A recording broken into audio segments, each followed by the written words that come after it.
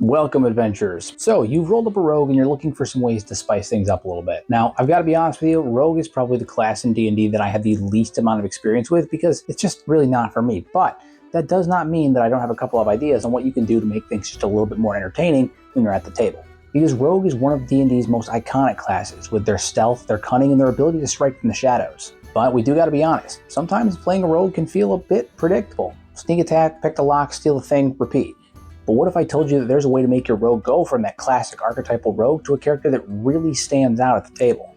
Hello, adventurers, and welcome to the Hero Table, your one-stop shop for all things ttrpg and D&D related. And today we're going to be talking about 3 things you can do to play a better rogue in D&D.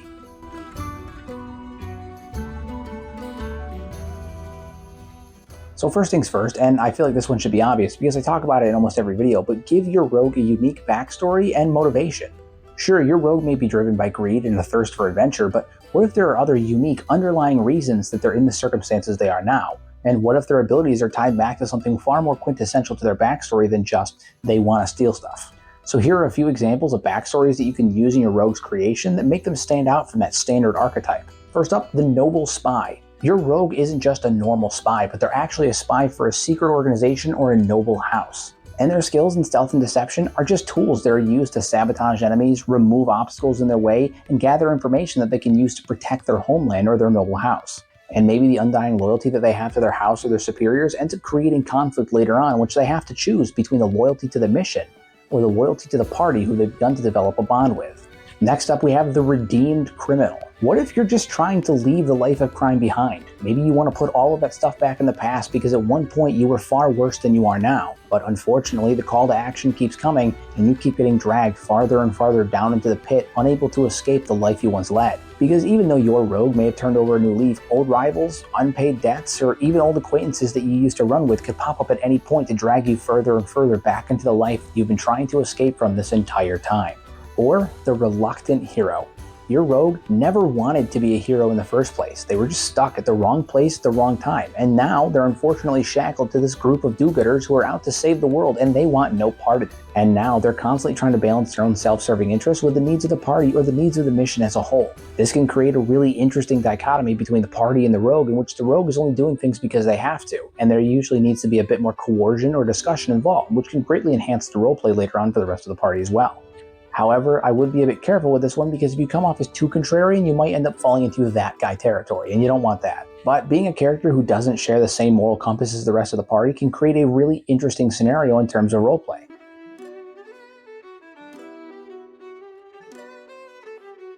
So the next thing we want to talk about is getting creative with your tools and skills. As I said at the beginning of the video, rogues are iconic for their stealth, their deception, their ability to lockpick, and their sleight of hand. But there is a lot of other things that you can do with the rogue's toolkit that goes beyond just that. For instance, you could be a master of disguise. By taking your deception skills to the next level and becoming a master of disguise, you can do incredible things like infiltrating enemy ranks, impersonating nobles, or even blaming other people for your crimes.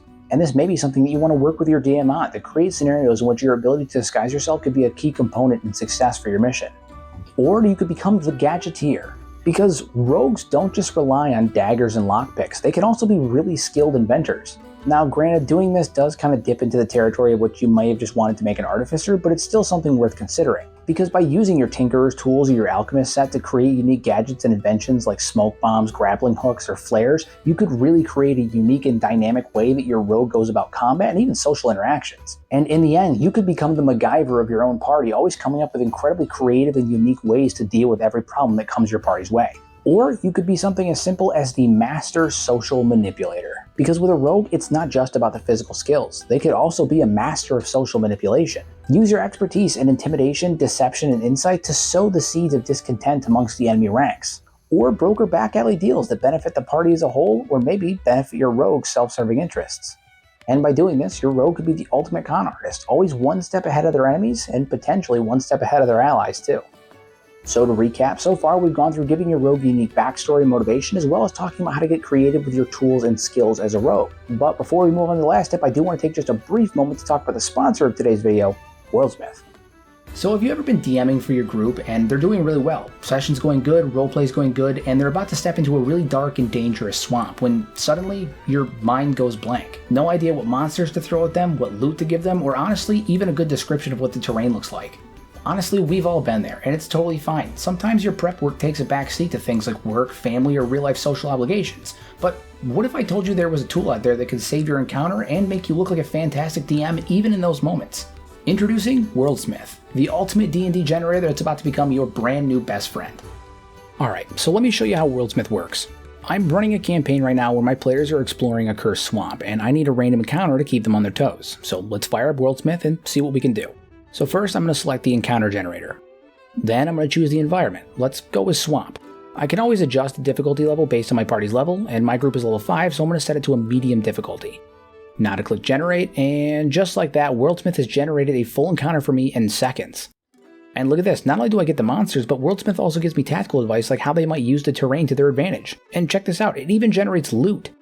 And to top it all off, everything that WorldSmith generates is completely editable, so if there's something that I don't particularly like or that I want to change, I can do so freely without having to completely regenerate the entire encounter. And WorldSmith isn't just for encounters either. It can generate NPCs, towns, or even entire story arcs. It's like having a co-DM who's always ready to help you out. And the best part is that it's super easy to use even if you're new to D&D. So whether you're a seasoned DM or just starting out, WorldSmith is an absolute game changer. Not only does it save you time, but it sparks your creativity and can make your world and campaign just feel so much more dynamic and immersive. And by using my link down below at worldsmith.io/theherotable, you can sign up today and get 7 free days to try it out. It's totally free to you and you can cancel anytime. So what are you waiting for? Stop stressing about your next session and let WorldSmith do the heavy lifting for you. Trust me, your players will thank you, and it'll free up some more time for you to focus on the things that really matter, creating an unforgettable experience at the table. So go forth and give WorldSmith a shot today. And as always, a big thank you to WorldSmith for sponsoring the channel. Now back to the video.